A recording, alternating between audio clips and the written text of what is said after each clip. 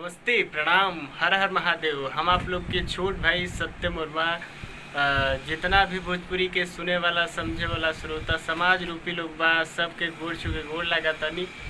ता आज हमनी के जब बैठल बानी अंशिका रिकॉर्डिंग स्टूडियो में, जे कि बहुत बढ़िया कंपनी बाटे, लखनऊ में सबसे बेहतरीन कंपनी बा।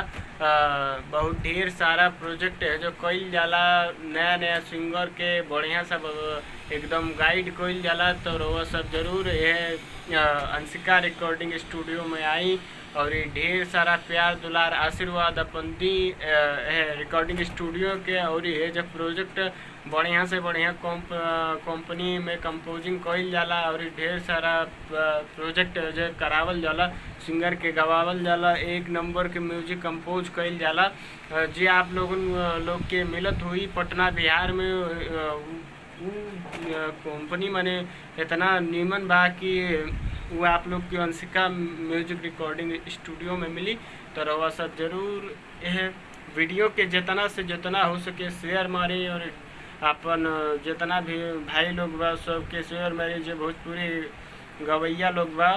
और आई अंशिका रिकॉर्डिंग स्टूडियो लखनऊ में आई और अपन गाना के रिकॉर्ड कराई और हर एक चीज़ के सुविधा बाटे रउआ सबके मिली। और ढेर सारा प्यार दुलार आशीर्वाद ये स्टूडियो पे बनाई। बस यह रउआ लोग से निहोरा बा, निवेदन बा, विनती बा। बस ऐसे ही प्यार दुलार आशीर्वाद के रउआ सबके ज़रूरत बाटे स्टूडियो के। चली आई कुछ रउआ सब के दिखा दिहल चाहतनी कि स्टूडियो में कौन कौन चीज़ के फैसिलिटी बाटे।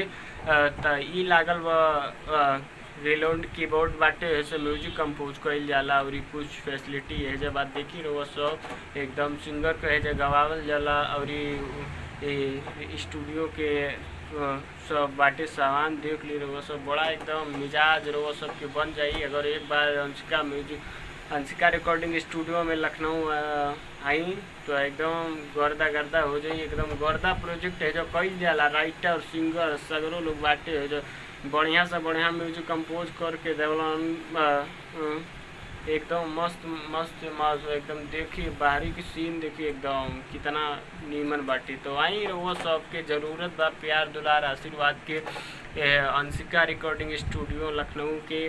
तरह सब जरूर स्टूडियो के आगे बढ़ाई और ढेर सारा प्यार दुलार आशीर्वाद दी हमनी सबके।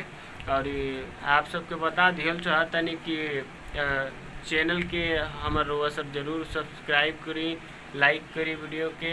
भोजीवुड यूट्यूब पे बाटे हमार चैनल भोजीवुड फिल्म्स म्यूजिक वर्ल्ड करके ओकरा के जाई, रउआ सब सब्सक्राइब करी और ढेर सारा अपन प्यार दुलार आशीर्वाद दी। और अगर ये वीडियो अच्छा लगे तो प्लीज़ वीडियो के शेयर करी और प्यार दुलार आशीर्वाद बनाई। जय माता दी, हर हर महादेव, प्रणाम।